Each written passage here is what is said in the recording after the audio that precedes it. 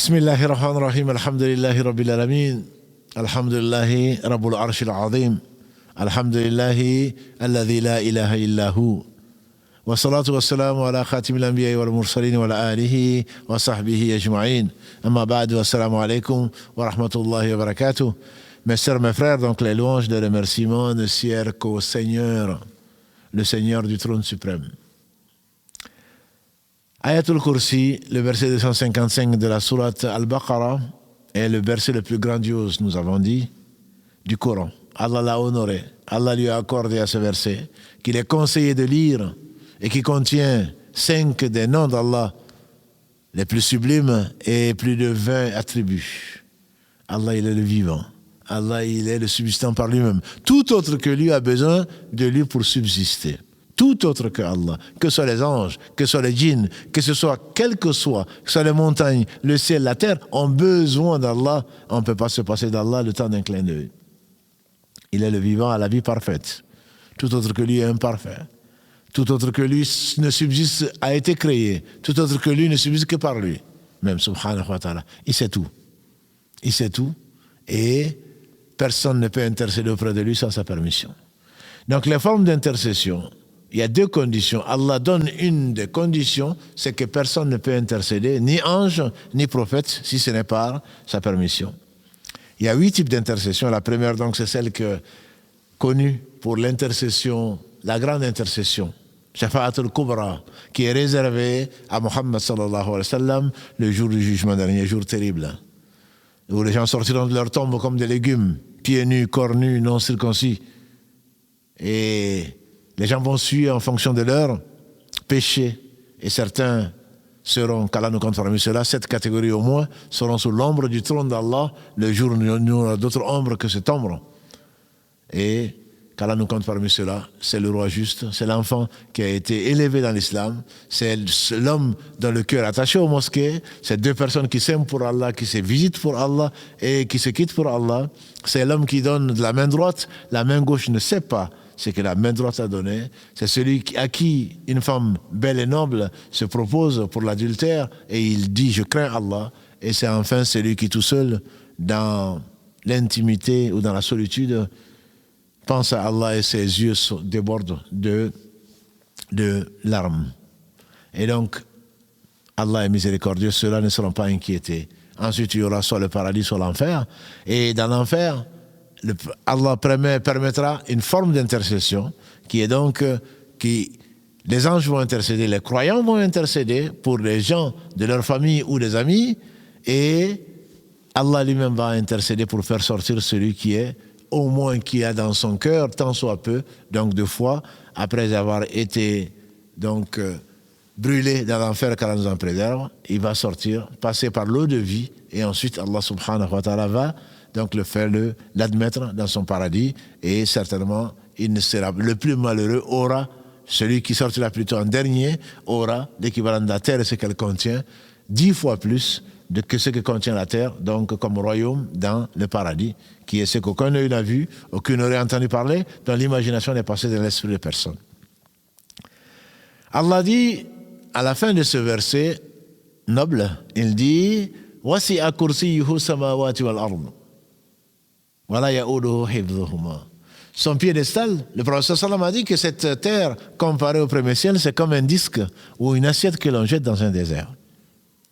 Ce premier ciel par rapport au deuxième, pareil. Le deuxième par rapport au troisième, pareil jusqu'au 7e.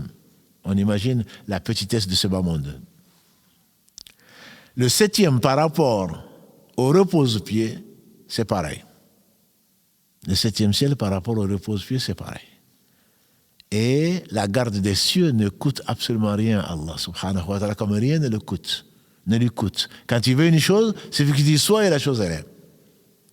Et donc ce Seigneur subhanahu wa ta'ala a révélé à son prophète sallallahu alayhi wa sallam que la distance qui sépare le premier ciel du deuxième est de 500 ans de marche.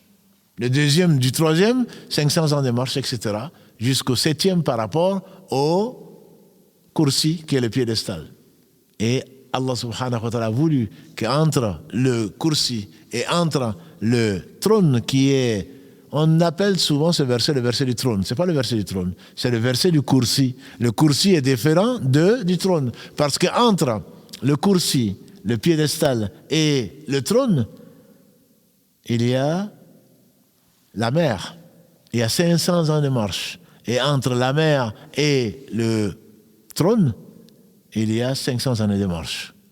Et le prophète sallallahu alayhi wa sallam nous a dit qu'il a vu, il y a 8 anges. 8 anges qui portent le trône, comme Allah dit subhanahu wa ta'ala dans son nombre de livres. Et entre l'aube, entre l'oreille de l'un de ces anges, porteur du trône, et son épaule, il y a 500 années de marche. Entre son pied et son genou, il y a 500 années de marche. Il ne s'agit pas bien entendu d'imaginer les anges, mais c'est le prophète sallallahu alayhi wa sallam qui en parlait, et qui en a parlé plus tôt, et c'est la vérité tout entière. Tout ceci pourquoi? Pour dire que Allah subhanahu wa ta'ala, il est l'omnipotent. Comment, fils d'Adam, tu oses désobéir à l'omnipotent, qui a tout créé sans besoin, et qui surveille absolument tout, et qui n'a besoin de rien, et tout lui appartient. Ce verset donc concentre, plutôt ce verset, Ayatul Kursi, concentre une description du Seigneur, subhanahu wa ta'ala, bien qu'il est le seul à savoir qui il est, subhanahu wa ta'ala.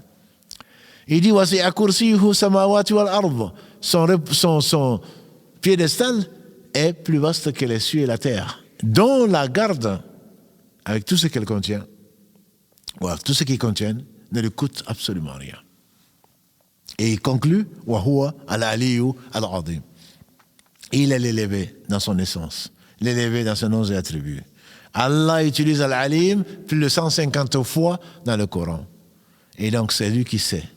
Il sait absolument tout, ce qui est, ce qui a été, ce qui n'a pas été, si ça avait été, ce qui se serait, ce qui est, bien entendu, Allah sait absolument toutes choses. Al-Ali, il est élevé dans son être, élevé dans ses noms et attributs. Al-Ali, il est élevé dans ses actes, tous ses actes sont parfaits, même si on ne comprend pas toujours. Al-Azim, c'est l'immense. Al-Azim, c'est celui, subhanahu wa ta'ala, si le trône, et Allah n'a pas besoin du trône, est la créature la plus énorme qu'Allah ait créée, bien entendu, qu'Allah est capable de toutes choses. Et cela ne lui a coûté absolument aucune peine. Il a créé les cieux et la terre en 6 jours et aucune peine de la toucher, comme il le dit dans la sourate Qaf, dans la sourate 50. Allah, il est Azim. C'est pour cela qu'on le loue par ces 2 noms, parmi ces innombrables noms, donc sublimes et parfaits, ces beaux noms. Dans le sujoud, le prophète sallallahu alayhi wa sallam, vous dites Subhana Rabbiyal A'la. Loué, gloire à mon Seigneur élevé. Et Ibn Qayyim disait il y a plus de 100 preuves dans le Coran et dans la Sunna prouvant que Allah subhanahu wa ta'ala est élevé.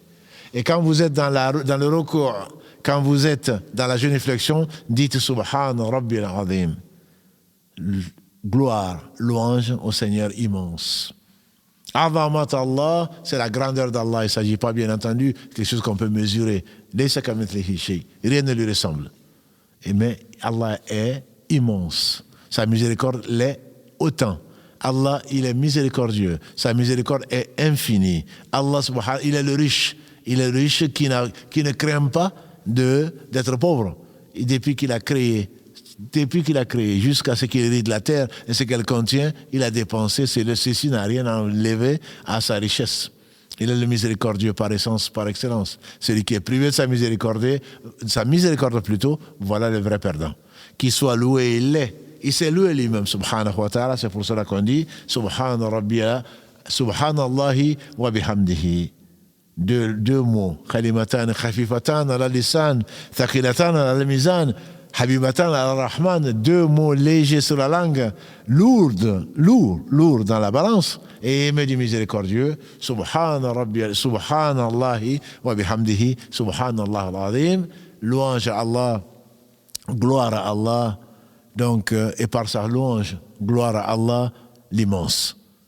Il est loué, subhanahu wa ta'ala, il est le seul digne de louange. Subhanakallahumma wa bihamdika, ashhadu an la ilaha illa anta, astaghfiruka wa atubu ilayk. Wassalamu alaikum wa rahmatullahi wa barakatuh.